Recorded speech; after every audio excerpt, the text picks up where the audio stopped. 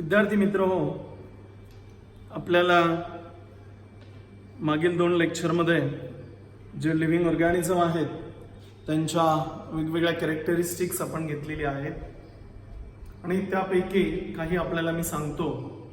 For example, they are made up of cell. जे सजीव असतात ते पेशींचे बनलेले असतात. दुसरं, दे नीड न्यूट्रिशन. त्यांना न्यूट्रिशनची गरज असते. आपण इथे काही कॅरेक्टरिस्टिक जर लिहिल्या तर आपल्या लक्षात येईल. पहिली घेतली होती आपण, they are made of cells. They are made of cells म्हणजे ते पेशींचे बनलेले असतात. सजीव जे असतात त्यांच्यामध्ये सेल असते. Cell is a structural and functional unit of a living organism. That may be unicellular, multicellular, or one can say that is plants or animal. The next one, second thing, they need nutrition. They need nutrition. So they requires energy. You know that energy is the capacity to do work. ती कार्य करण्याची क्षमता असते आणि आपल्याला जर कार्य घडवून आणायचं असेल तर त्याच्यासाठी एनर्जीची गरज असते आणि म्हणून आपण अन्न खातो. So all living organism they eat food. And why they eat food? To get the energy. म्हणजे हे न्यूट्रिशन मध्ये काय केलं जातं तर न्यूट्रिशन मध्ये आपल्याला माहिती आहे फूड घेतलं जातं. आणि हे फूड कशासाठी घेतात? That food is for what purpose? Energy purpose. इथे एनर्जी पर्पज साठी आपल्याला काय केले जाते? ते फूड घेतलं जातं. आपल्याला माहिती आहे आपल्या शरीरामध्ये वेगवेगळ्या प्रकारच्या क्रिया चालतात. त्याला मेटाबॉलिक प्रोसेसेस असा शब्द वापरतात. कुठला शब्द आहे त्याला? Metabolic processes. Metabolic processes. So metabolic processes म्हणजे काय तर याचा अर्थ होतो चयापचयाच्या प्रक्रिया. आणि या मेटाबॉलिक प्रोसेस मध्ये 2 प्रकार असतात. एक तर म्हणजे ब्रेकडाऊन ऑफ मॉलिक्यूल असतं किंवा फॉर्मेशन ऑफ मॉलिक्यूल असतं. ब्रेकडाऊन ऑफ मॉलिक्यूल आणि फॉर्मेशन ऑफ मॉलिक्यूल याच्यासाठी 2 शब्द आहेत. त्याला आपण कॅटाबॉलिझम आणि दुसरा शब्द आहे एनाबॉलिझम. कॅटाबॉलिझम असा शब्द आहे इथे. कॅटाबॉलिझम. आता या कॅटाबॉलिझम मध्ये काय केलं जातं तर कॅटाबॉलिझम जी प्रोसेस आहे ज्याच्यामध्ये ब्रेकिंग ऑफ मॉलिक्यूल. काय आहे? Breaking of molecule. Breaking of molecules म्हणूया आपण त्याला. एक उदाहरण घ्यायचं झालं तर उदाहरण आपण इथे सांगू शकतो. आपल्याकडे काय आहे?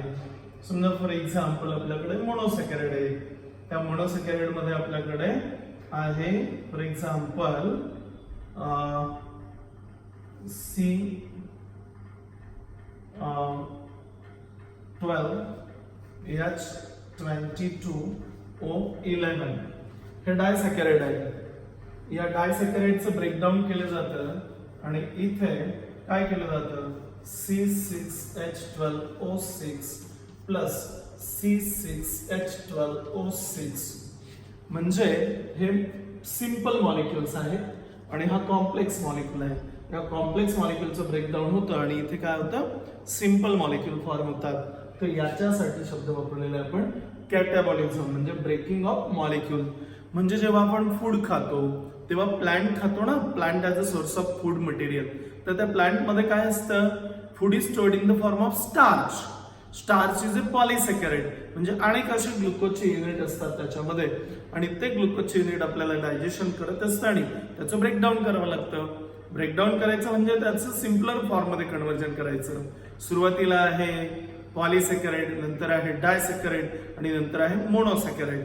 तर हे आपल्याला नंतर पुढे कळेल. परंतु आपण लक्षात घ्या कॅटाबॉलिझम याचा अर्थ तो ब्रेकिंग ऑफ मॉलिक्यूल म्हणजे हा कॉम्प्लेक्स मॉलिक्यूल आहे आणि याचं सिंपल मॉलिक्यूल मध्ये काय केलं? कन्व्हर्जन केलं. याला कशाची गरज लागते? एनर्जीची गरज लागते म्हणजे फूडची गरज लागते. दुसरं आपल्याकडे आहे एनाबॉलिझम. काय आहे? एनाबॉलिझम. तर हे एनाबॉलिझम म्हणजे काय? जसं इथे ब्रेकिंग ऑफ मॉलिक्यूल आहे तसं इथे फॉर्मेशन ऑफ न्यू मॉलिक्यूल आहे. Formation of new molecule. New molecule. इथे फॉर्मेशन ऑफ न्यू मॉलिक्यूल आहे, म्हणजे नवीन मॉलिक्यूल तयार होणं आहे, त्याला आपण शब्द वापरू शकतो इथे अनाबॉलिझम. आपण हेच उलट घेऊ शकतो, म्हणजे आपल्याकडे मोनोसॅकराइड आहे C6H12O6 plus C6H12O6. It gives rise to what is that? C12H22O11 plus H2O. इथे वॉटर मॉलिक्यूल रिमूव्ह होत असतो, म्हणजे हे सिम्पलर पासून आपण कॉम्प्लेक्स फॉर्म केलेला आहे. तर हे इथे आपल्याला सांगता येते. आपल्या लक्षात येत असेल की इथे ही एनर्जीची गरज असते, हे एक लक्षण सांगितलं आपण. त्याच्या पुढे आणखी काय सांगितलेलं आपल्याला माहिती आहे? दे शो लोकोमोशन. शो लोकोमोशन म्हणजे ते हालचाल करत असतात, हे पण आपण इथे सांगितलेलं आहे. त्याच्या आपण पुढे गेलो तर आपल्या असं लक्षात येते की इथे आणखी काही कॅरेक्टरिस्टिक्स आहेत आणि ते आपल्याला इथे पाहता येऊ शकतात. कोणत्या आहेत? They grow and develop up to certain limit. So each and every living organism that grows, but that grows up to certain limits. म्हणजे कुठलाही सजीव असेल तर त्याची वाढ होते, पण ती वाढ कुठपर्यंत होते? एका विशिष्ट मर्यादेपर्यंत होते आणि त्याच्यानंतर त्याची काही वाढ होत नाही, असं त्याचा अर्थ आहे. निर्जीवाची काही वाढ होत नाही. दे शो सेन्सिटिव्हिटी, ते एक लक्षण आपण सांगितलेलं आहे. दे शो सेन्सिटिव्हिटी म्हणजे काय? त्याला इरिटेबिलिटी असा शब्द वापरतात. So they receive the stimulus and giving response to the same. They receive the stimulus. Stimulus या शब्दाचा अर्थ काय होतो? Any change in environment. म्हणजे एन्व्हायरमेंट मध्ये झालेला कोणताही बदल असेल तर त्याला शब्द वापरतात स्टिम्युलस. आणि ते सजीव असतात, ते स्टिम्युलस घेतात आणि ते प्रतिसाद पण देतात. प्रतिसाद या शब्दाचा अर्थ होतो रिस्पॉन्स. म्हणजे मी तुम्हाला एक एक्झाम्पल सांगितलं तर आपल्या असं लक्षात येईल की गरम तव्यावर आपला हात पडला तर आपण आपला हात पटकन बाजूला घेतो. हॉटनेस म्हणजे काय? त्याला थर्मल स्टिम्युलस म्हणतात. हे स्टिम्युलस वेगवेगळ्या प्रकारचे असतात. फोनो साऊंड स्टिम्युलस आहे, प्रेशर, केमिकल, अनेक प्रकारचे स्टिम्युलस असतात आणि त्याला तो प्रतिसाद दिला जातो. ते इंटरनल पण असतात आणि एक्सटर्नल पण असतात. आपल्या बॉडीमध्ये टेम्परेचर वाढलं की आपल्याला घाम येतो, टेम्परेचर कमी झालं की घाम कमी होतो. आपल्या शरीरामध्ये वेगवेगळ्या ग्लँड्स असतात, त्यातनं काही एन्झाईम्स, हार्मोन्स असतात, ते रिलीज होतात. म्हणजे पाहिजे त्यावेळी. याचा अर्थ असा होतो इंटरनल स्टिम्युलस असतात त्याला पण आपली बॉडी प्रतिसाद देते, एक्सटर्नल स्टिम्युलस असतात त्याला पण प्रतिसाद देते. म्हणजे आपला गरम तव्यावर हात पडला की आपण हात बाजूला घेतो. याचा अर्थ काय होतो की आपण रिस्पॉन्स देतो ना. झाडं पण असतात, लाजळूचं मी ते सांगून झालंय आपल्याला. म्हणजे ही वेगवेगळ्या प्रकारची जी कॅरेक्टर्स आहेत ती सजीवाची आहेत. आणि आणखी एक महत्वाचं कॅरेक्टरिस्टिक जे आहे ते कोणतं आहे? म्हणजे बघा, त्याला खायला लागतं, खावंच लागेल. त्याच्यामध्ये सेल असतात, हे आपल्याला माहिती आहे. तो एका ठिकाणावरून दुसऱ्या ठिकाणी जातो, ते माहिती झालं आपल्याला. त्याची वाढ आणि विकास होतो, हेही माहित झालं आपल्याला. आपल्या शरीरामध्ये काही वेगवेगळ्या प्रकारच्या प्रोसेसेस असतात, त्या माहितीये का? जसे ही मेटाबॉलिक प्रोसेस आहे, म्हणजेच फॉर एक्झाम्पल त्याच्यामध्ये ingestion, digestion, absorption, assimilation, egestion म्हणजे खाऊन ते पचन होण्याच्या प्रक्रिया आहे. या स्टेप बाय स्टेप आपल्यामध्ये घडतात. रेस्पिरेशन आहे, त्यानंतर डायजेशन आहे, एक्सक्रीशन आहे, removal of waste material outside the body. Waste material बाहेर टाकलं जातं in the form of what? Nitrogenous waste. ते जे नायट्रोजनस वेस्ट असतात त्याच्या फॉर्म मध्ये ते बाहेर टाकलं जातं. म्हणजे आपल्या असं लक्षात येते की इथे सजीवामध्ये वेगवेगळ्या प्रकारचे कॅरेक्टर्स आहेत. आपण एक महत्वाचं राहिलेलं जे कॅरेक्टर आहे ते इथे आपण घेऊया. काय नाव आहे त्याचं? तर ते आहे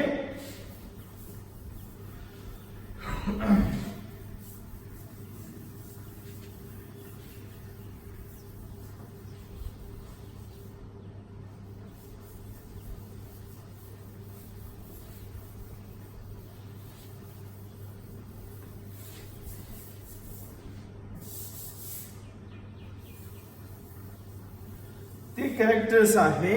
काय आहे आपल्याला माहित आहे की समजा माणसाचं आयुष्य 100 वर्ष आहे किंवा सरासरी 70-80 धरा, त्याच्यानंतर तो मरतो, पण तरी पण माणूस पृथ्वी तलावर आहे. मग तो काय आहे? त्याचं काय कारण आहे? कुठली प्रोसेस आहे ती? कुठलं लक्षण आहे सजीवाचं? की ज्या लक्षणामुळे तो आपल्याला म्हणजे त्याचं आयुष्य संपलं तरी परत पुढे दिसतो. म्हणजे कसा दिसतो? म्हणजे फॉर एक्झाम्पल आपल्याला आजी आजोबा होते, त्यानंतर आपले आई वडील आहेत, आपण आहोत, आपल्यानंतर परत आपली मुलं असतील. तर हा काय प्रकार आहे? हे कोणतं लक्षण आहे सजीवाचं की जे निर्जीवामध्ये नसतं? तर ते लक्षण आहे ते म्हणजे दे रिप्रोड्यूस.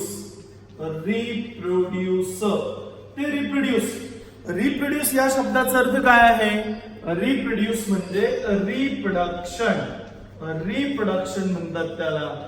रिप्रोडक्शन म्हणजे प्रजनन, म्हणजे formation of new offspring of the same kind.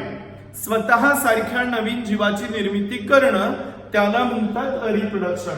समजा आपण असं कन्सिडर करा की हे तुमचे पॅरेंट्स आहेत, इथे मदर आहे आणि इथे फादर आहे, आणि यांच्यापासून हे जे ऑफस्प्रिंग इथे तयार झालेलं आहे, हे ऑफस्प्रिंग कोण? तुम्ही आहात. म्हणजे हे पॅरेंट्स आहेत आणि हे ऑफस्प्रिंग आहे. ही प्रोसेस कोणती आहे? या प्रोसेस साठी शब्द आहे reproduction. Reproduction means the formation of new offspring of the same kind. स्वतः सारख्या नवीन जीवाची निर्मिती करणं. म्हणजे इथे माणसं आहेत ना, तर इथे मनुष्य निर्माण होतो. डॉग प्रोड्युसेस द पपी, कुत्र्याला कुत्र्याची पिलं होतात. कॅट प्रोड्युसेस द कॅट, म्हणजे मांजराला मांजराची पिलं होतात, माणसांना लेकरं होतात. याचा अर्थ असा आहे reproduction is the process in which there is a formation of new offspring of the same kind. स्वतः सारखा नवीन जीव निर्माण करणं. कशासाठी? To continue the race of species, जाती सातत्य टिकविण्यासाठी. म्हणजे समजा आपण रेस्पिरेशन नाही केलं तर मरतो, पण रिप्रोडक्शन केलं नाही तर मरत नाही, तरी पण करतो. का? त्याचं कारण आहे to continue the race of species. Continue the race of species या शब्दाचा अर्थ काय होतो? जाती सातत्य टिकवून ठेवण्यासाठी. म्हणजे कितीतरी वर्षापूर्वी माणूस जन्माला आला, आजही माणूस आहे. का? तर त्याचं कारण आहे reproduction. So to continue the race of species, त्यासाठी रिप्रोडक्शन गरजेचं आहे. या रिप्रोडक्शनची दोन प्रकार असतात. कोणते दोन प्रकार आहेत? एक प्रकार आहे असेक्शुअल रिप्रोडक्शन आणि दुसरा जो प्रकार आहे त्याला म्हणतात सेक्शुअल रिप्रोडक्शन. असेक्शुअल आणि सेक्शुअल, मराठीमध्ये त्याला लैंगिक आणि अलैंगिक असे शब्द आहेत. असेक्शुअल म्हणजे अलैंगिक आणि इथं सेक्शुअल आहे त्याला म्हणतात लैंगिक. Asexual reproduction is the reproduction in which there is a formation of a new offspring of the same kind without involvement of gametes. इथे महत्वाचा शब्द आहे, हे जे असेक्शुअल रिप्रोडक्शन आहे, इथे नो गॅमेट फॉर्मेशन, इथे कुठल्याही प्रकारची गॅमेट्स फॉर्म होत नाहीत. आणि सेक्शुअल रिप्रोडक्शन मध्ये गॅमेट्स फॉर्म झालेली असतात. म्हणजे जिथे गॅमेट्स फॉर्म होतात ते सेक्शुअल. म्हणजे असेक्शुअल रिप्रोडक्शनची व्याख्या काय होते? Asexual reproduction is the reproduction in which there is a formation of new offspring of the same kind without involvement of gametes. Gametes शिवाय. समजा आता मला सांगा, इथे एक अमिबा आहे, एका अमिबाची दोन अमिबा झाली, इथे पुढे गॅमेट्स वापरली का? नाही. म्हणजे हे कोणतं झालं रिप्रोडक्शन? असेक्शुअल रिप्रोडक्शन झालं की ज्याच्यामध्ये गॅमेट्स तयार होत नाहीत. आणि दुसरं जे रिप्रोडक्शन आहे त्याला सेक्शुअल म्हणतात. म्हणजे इथे मदर आणि फादर आहे, इथे मात्र काय तयार झालेली असतात? गॅमेट्स. या study in 10th standard male produces the male gamete that is nothing but the sperm. Female produces the female gamete that is nothing but the eggs, ovum. That sperm and eggs they unite together and there will be the formation of zygote. Zygote divides, redivides and then there will be the formation of young one. हे लक्षात येते ना आपल्या? म्हणजे ही दोन प्रकार आहेत, sexual आणि असेक्शुअल, एवढंच लक्षात ठेवा. आणि रिप्रोडक्शन म्हणजे काय? तर formation of new offspring of the same kind. आता यामध्ये काही आणखी उदाहरणं आहेत आपल्याला. आपण कधी शब्द ऐकलेला असेल म्यूल. म्यूल या शब्दाचा अर्थ होतो खेचर. म्हणजे घोडा आणि गाढव यांचं एकत्रीकरण आहे, हायब्रिडायझेशनची प्रोसेस म्हणतात त्याला. दॅट मीन्स ते घोडा आणि गाढव एकत्र येतात आणि त्यांच्यापासून जे अपत्य निर्माण होतं त्याला म्यूल म्हणतात. Mules are sterile. म्यूल हे स्टराईल असतात. म्हणजे त्यांच्यापासून अपत्य तयार होत नाही. म्हणजे असं आहे, इथे समजा कोण आहे घोडा आणि इथे कोण आहे गाढव आणि याच्यापासून तयार झालेलं कोण आहे खेचर आणि याला पुढे परत काय तयार होत नाही ऑफस्प्रिंग्स. याला ऑफस्प्रिंग्स नाही होत तयार या खेचरला. म्हणजे याला काय शब्द वापरायचा स्टराईल. आणि हे खेचर याला इंग्रजीमध्ये शब्द आहे म्यूल. तर हे म्यूल आहे. असंच आपल्याला सांगता येतं ज्या वर्कर बीज असतात, हनी बी मधमाशा ज्या असतात त्याच्यामध्ये क्वीन, ड्रोन आणि वर्कर बीज असतात. वर्कर बीज स्टराईल असतात, त्यांचं रिप्रोडक्शन होत नाही पण ते सजीव आहेत. हे खेचर पण सजीव आहे हे आपल्याला इथे सांगायचंय. म्हणजे आपल्या असं लक्षात येते की ही रिप्रोडक्शन सुद्धा एक महत्वाची कॅरेक्टरिस्टिक आहे सजीवाची. निर्जीवाची होत नाही. निर्जीवाचं रिप्रोडक्शन नाही होत. एकाचे दोन, समजा माझ्याकडे हा खडू आहे, या एका खडूचे दोन खडू होतील का कधीतरी? नाही होणार आहे. परंतु जे सजीव आहेत, इथे एक अमीबा आहे, दोन झाले, हे पॅरेंट्स आहेत, त्यांना ऑफस्प्रिंग झालं, याचा अर्थ इथे रिप्रोडक्शन झालेलं आहे असं आपल्याला सांगता येतंय. त्याच्या पुढे गेल्यानंतर आपल्याला काही प्रश्न विचारले आहेत आपल्या पुस्तकामध्ये. What is the difference between living and non living. मग सजीवामध्ये काय फरक आहे? तर सजीवामध्ये वेगवेगळ्या प्रकारच्या मेटाबॉलिक प्रोसेसेस चालतात आणि निर्जीवामध्ये तशा प्रकारच्या काही प्रोसेसेस नसतात. ही जी काही लक्षणं आहेत सजीवामधली, सेल असणं, nutrition, reproduction, locomotion, growth, development, sensitivity, असे कुठल्याही प्रकारचे कॅरेक्टर्स त्या निर्जीवामध्ये नसतात असं आपल्याला सांगता येऊ शकतं. त्याच्या पुढे गेलो आपण तर ही जी सगळी सजीव असतात ती एकसारखी असतात का? म्हणजे today we are observing millions of species of plants and animal around us. आपल्या सभोवताली आपल्याला कितीतरी हजारो लाखोच्या संख्येने आपण प्राणी आणि वनस्पती बघतो. म्हणजे याचा अर्थ they show the diversity, great diversity in their habit, habitat, then body pattern, that is shape, size, weight, जी काय असेल ते. तर त्याच्यामध्ये इटिंग हॅबिट असेल तर डायव्हर्सिटी, ग्रेट डायव्हर्सिटी आहे. So that living organisms belonging to the different species, they are not similar. They are having different size and shape. म्हणजे इथे आपल्याला असं सांगता येते की वेगवेगळ्या स्पेसीज ज्या असतात प्राण्यांच्या किंवा वनस्पतींच्या, त्या वेगवेगळ्या असतात, त्या सारख्या नसतात. म्हणजे कुत्रा मांजरासारखा दिसतो का? नाही. डॉग कॅट सारखा नाही. याचा अर्थ असा आहे किंवा आपल्याकडे वडाचं झाड आहे आणि एक दुसरं बाभळीचं झाड आहे, फरक आहे ना. म्हणजे याचा अर्थ डायव्हर्सिटी आहे, ते वेगवेगळे असतात, सारखे नसतात. डायव्हर्सिटी या शब्दाचा अर्थ होतो विविधता. Diversity in their life span. कुणी 2 दिवस जगतं तर कुणी हजारो वर्ष जगतं. झाडांच्या बाबतीमध्ये सांगू शकतो आपण लाईफ स्पॅन वेगळा आहे, शेप वेगळा आहे, body pattern, eating habits, metabolic processes या सगळ्या वेगळ्या आहेत. म्हणजे त्याच्यामध्ये खूप आपल्याला डायव्हर्सिटी दिसते. आता इथे आपण जर पाहिलं तर ही डायव्हर्सिटी शिकत असताना ऍनिमलच्या जाती 7 बिलियन पॉप्युलेशन आहे ह्युमन बिंगचं आणि वेगवेगळ्या स्पेसीजचं वेगवेगळं आहे. जर आपल्याला ते स्टडी करायचं असेल तर त्याच्यासाठी टॅक्सॉनॉमी हे गरजेचं आहे. सिस्टमॅटिक क्लासिफिकेशन ऑफ ऑर्गॅनिझम किंवा systematic classification of living organism. That may be the plant or that may be the animal. आपण आता 9वी मध्ये 10वी मध्ये पाहिलेलं असेल प्लांटचं क्लासिफिकेशन केलं जातं. That means dividing a living organism into groups and subgroups according to their similarities and differences. म्हणजे त्याच्या साम्य आणि भेदावरीनं आपल्याला वर्गीकरण करता येतं. आठवते आपल्याला इयत्ता 10वी मध्ये plant kingdom, cryptogams, phanerogams. Cryptogams divided into Thallophyta, Bryophyta, Pteridophyta, and here the Phanerogams into Spermatophyta, Gymnosperm, Angiosperm. Angiosperm again divided into 2 classes, that is monocot and dicot. हे आठवतंय आपल्याला. त्याच्या पुढे आपण आता 10वी मध्ये पाहिलं असेल क्लासिफिकेशन. ॲनिमलचं क्लासिफिकेशन आहे non chordate, chordates. Non chordate मध्ये 10 पाहिला. Porifera, protozoa, cnidaria, that is Coelenterata, Platyhelminthes, Aschelminthes, Annelida, Arthropoda, Mollusca, Echinodermata, Hemichordata आणि Chordata. Chordata मध्ये परत क्लासिफिकेशन आहे Cephalochordata, Urochordata, Vertebrata.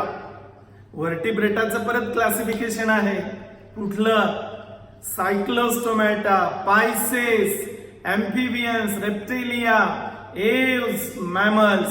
हे काय क्लासिफिकेशन कशाच्या आधारे सिमिलॅरिटीज अँड डिफरन्सेस का केलं ते to study in a very short period of time to study the evolutionary sequence.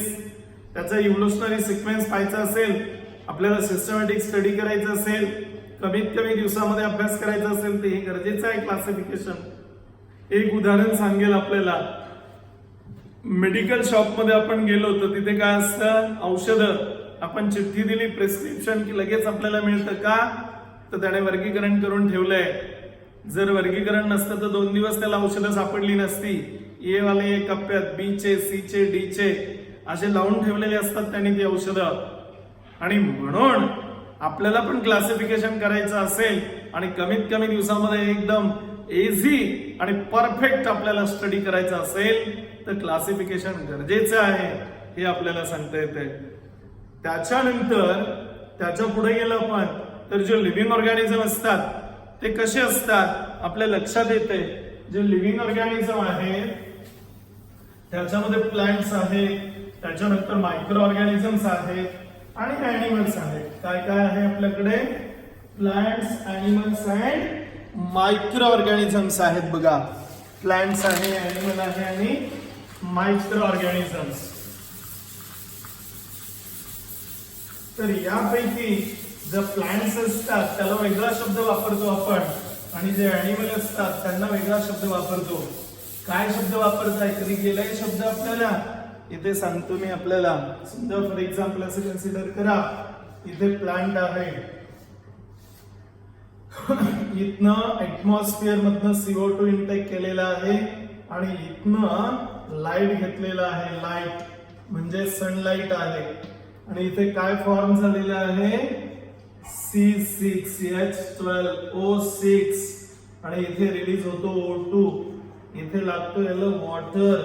He G process आहे या प्रोसेसला काय म्हणतात याला शब्द आहे फोटोसिंथेसिस. फोटोसिंथेसिस म्हणजे प्रकाश संश्लेषण म्हणतात. So that one is a food prepared by the plant. हे फूड तयार केलेलं आहे कुणी प्लांट्सने. प्लांट्स जे असतात ग्रीन असतात याच्यामध्ये क्लोरोप्लास्ट असतं. Why plants are looking green in colour that is because of the chlorophyll pigment that is present in the chloroplast. The color of chlorophyll pigment it is green in color and that's why plants are looking green.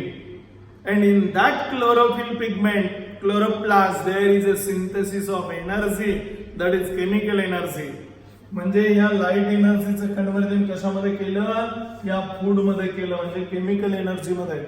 आणि ही process आहे फोटोसिंथेसिसची. तर याला काय म्हणतात याच्यासाठी शब्द आहे ॲटोट्रॉप्स. ॲटोट्रॉप्स या शब्दाचा अर्थ होतो स्वयंपोषी म्हणजे स्वतःचं अन्न स्वतः तयार करणारे. Green plants can only synthesize their food. Algae, शैवाल ते स्वतःचं अन्न स्वतः तयार करतं. प्लांट्स, ग्रीन प्लांट्स हे स्वतःचं अन्न स्वतः तयार करतात.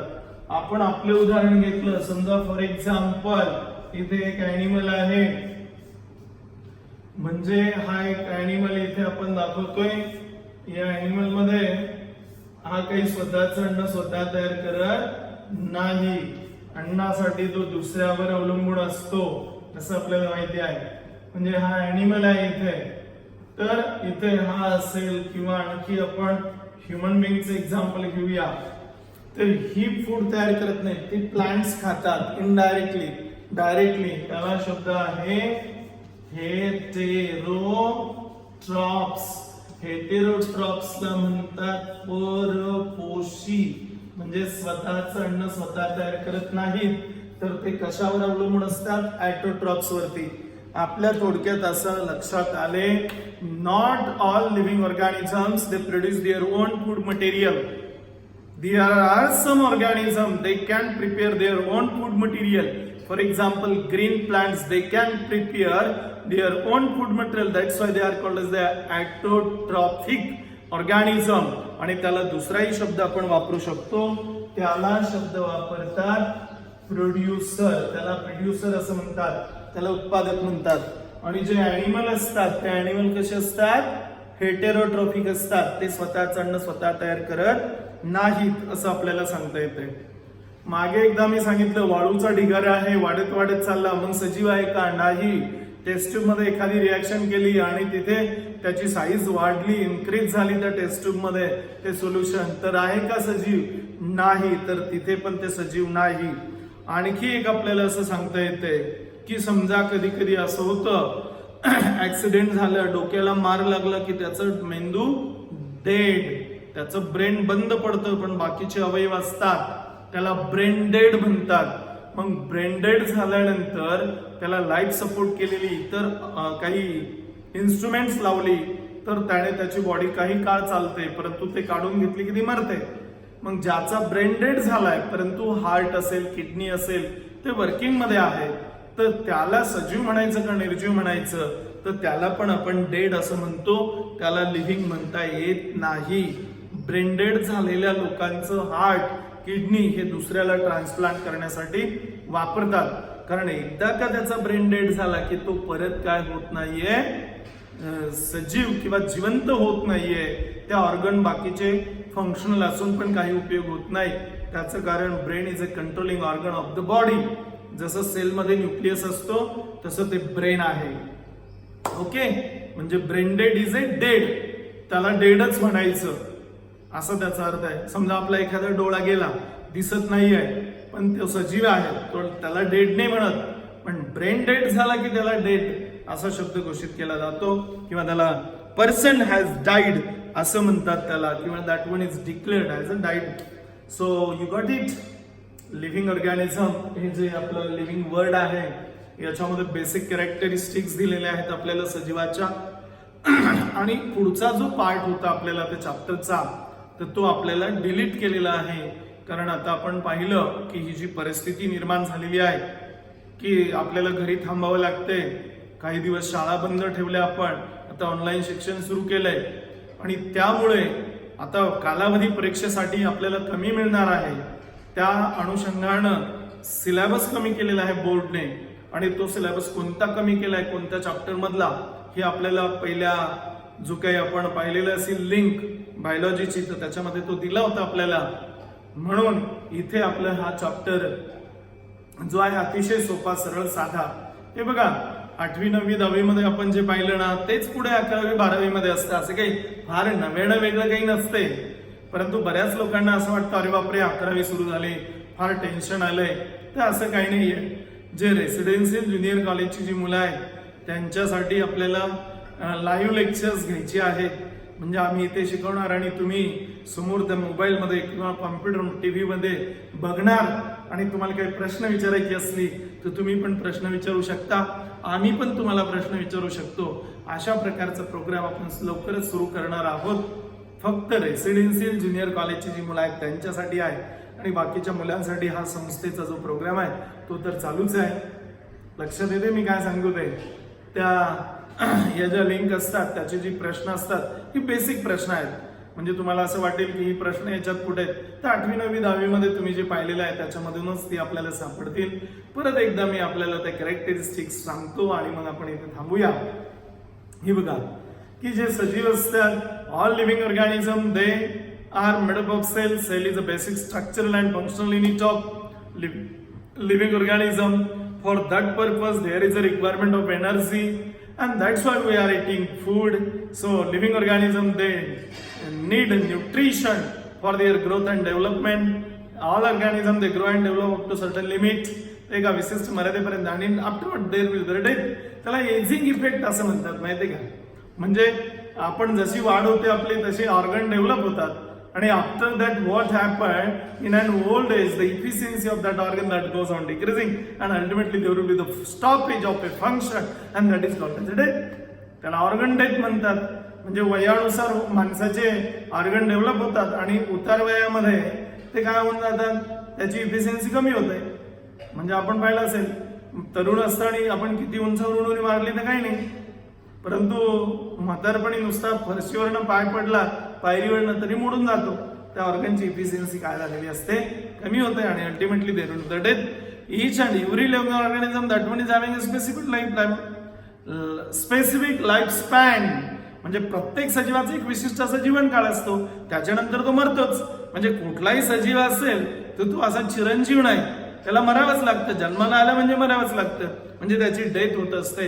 हे आपण सांगितलं. दे show locomotion for searching food, getting shelter, mating. त्यांना अनेक कारणासाठी इकडून तिकडे जावं लागतं. वनस्पती जे असतात त्यांच्यामध्ये मुवमेंट्स असते, movements in their body parts, ते पण आपल्याला सांगता येतं. त्याच्या पुढे गेलो आपण, दे शो सेन्सिटिव्हिटी, ते पण सांगून झालं आपण की त्याला स्पर्श केला की जाणीव होते, बाकीच्यांना नाही होत निर्जीवाला. नाही का, बेंचवर आपण असं नाव टाकतो खरखर काहीतरी कर्कटक नाही, मग आपल्याला मज्जा वाटते. दुसऱ्याचा हात धरून टाकामध्ये कर्कटक नाही, त्याला टोचतं ते. त्याचं कारण सेन्सिटिव्हिटी आहे सजीवामध्ये, निर्जीवामध्ये नाही. बरोबर की नाही. त्याच्यानंतर रिप्रोडक्शन सांगितलं आपण. रिप्रोडक्शन इम्पॉर्टंट कॅरेक्टरिस्टिक आहे to continue the race of species. म्हणजे जाती सातत्य टिकवण्यासाठी. म्हणजे आपण मेलो तर आपला वंश टिकला पाहिजे, कोणत्याही जातीचा वंश टिकला पाहिजे, म्हणून ते सजीव रिप्रोडक्शन करतात. या सगळ्या कॅरेक्टरिस्टिक्स आपण इथे पाहिल्या. त्याच्यामध्ये लिव्हिंग ऑर्गॅनिझम जे असतात त्यांच्यामध्ये डायव्हर्सिटी असते, वेगवेगळे असतात ते. त्यांचे size, shape, eating pattern, autotroph, heterotroph, unicellular, multicellular अशी डायव्हर्सिटी सापडते आपल्याला. त्यानंतर त्याच्या पुढे पाहिलं आपण की क्लासिफिकेशन गरजेचं आहे, कारण एवढी ह्यूज डायव्हर्सिटी स्टडी करायची असेल, सिस्टमॅटिक क्लासिफिकेशन गरजेचं आहे. पुढे गेल्यावर ऑटोट्रॉफ, हेटेरोट्रॉफ ते झालं, म्हणजे काही अन्न तयार करतात, काही करत नाहीत. रिप्रोडक्शन मध्ये म्यूलचं एक्झाम्पल घेतलं आपण, आणि वर्कर आणि बी जे असतात त्या स्टराईल असतात, म्हणजे they cannot produces the young ones. त्यांच्यापासून अपत्य निर्मिती होत नाही. स्टराईल या शब्दाचा अर्थ होतो वान्स. त्यानंतर इथे फॅन फिरतो, म्हणजे moving of fan, moving of car. हे लिव्हिंग आहेत का? मग तर नाही, ते निर्जीवच आहेत. Because that one is not work on its own accord. ते स्वतःहून नाही. इलेक्ट्रिसिटीवर फॅन चालतो, पेट्रोल डिझेलवर चालते ती गाडी, म्हणून ती सजीव नाही होऊ शकत. आणि brain dead is a dead of that particular person, हे आपण सांगू शकतो. पुढे जेव्हा जेव्हा असेल तेव्हा पुढची आपण ते काही चॅप्टर्स आणि त्यातले जे कन्सेप्ट आहेत ते आपण पाहणारच आहोत.